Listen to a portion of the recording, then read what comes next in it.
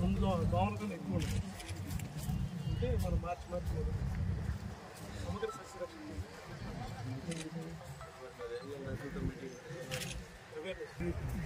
చేలో 10 రోజుల మొక్క దగ్గర నుంచి 90 రోజుల మొక్కతో సహా సమస్య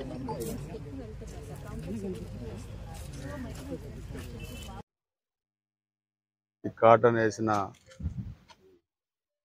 ప్రతి ఏరియాలో కూడా ఈరోజు ఈ రసం పీల్చే పురుగు వల్ల పంట ఎండిపోవటం, ఆకు ముడత అంతా కూడా ఈ నష్టం కూడా జరుగుతూ ఉంది. సో ఈరోజు ఒకసారి మనం చూస్తే అగ్రికల్చర్ డిపార్ట్మెంట్ కూడా వాళ్ళని కూడా యాక్టివ్గా అమ్మని చెప్తా ఉన్నాం. గ్రామాలకు వెళ్ళి రైతులతోని సమావేశాలు ఏర్పాటు చేసి నష్ట నివారణ చర్యలు కూడా చేపట్టమని చెప్తా ఉన్నాం. గత 5 సంవత్సరాలు వైసీపీ ప్రభుత్వంలో మనం చూస్తే అగ్రికల్చర్ డిపార్ట్మెంట్ కానీ హార్టికల్చర్ డిపార్ట్మెంట్ కానీ చాలా పనులు కూడా జరగలేదు.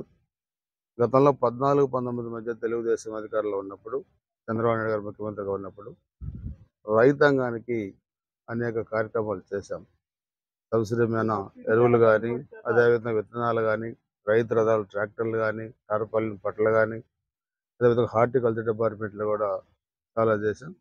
కానీ 5 సంవత్సరాలు ఈ డిపార్ట్మెంట్ని కనీసం సమీక్ష కూడా చేయలేదు. సో అందుకని నేను అధికారులందరికీ చెప్తా ఉన్నాను, గత ప్రభుత్వం వేరు, ఈ ప్రభుత్వం వేరు. ఇది రైతులకి అండదండలుగా ఉండే ప్రభుత్వం. తప్పకుండా ఇలాంటి వాటిని మీరు క్షేత్రస్థాయిలో పర్యవేక్షించి ఎప్పటికప్పుడు రైతులను కూడా ఎడ్యుకేట్ చేసి నష్ట నివారణ చర్యలు చేపట్టండి. ప్రభుత్వ పరంగా రైతాంగానికి అన్ని విధాలుగా ఉపయోగపడే విధంగా అండదండలుగా కూడా ఈ ప్రభుత్వం ఉంటుంది.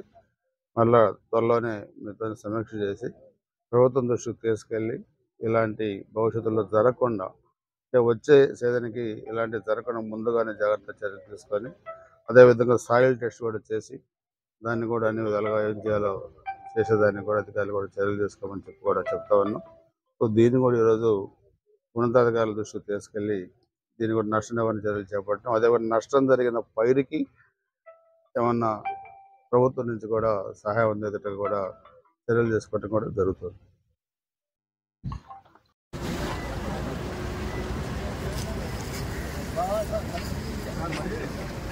పెట్టినా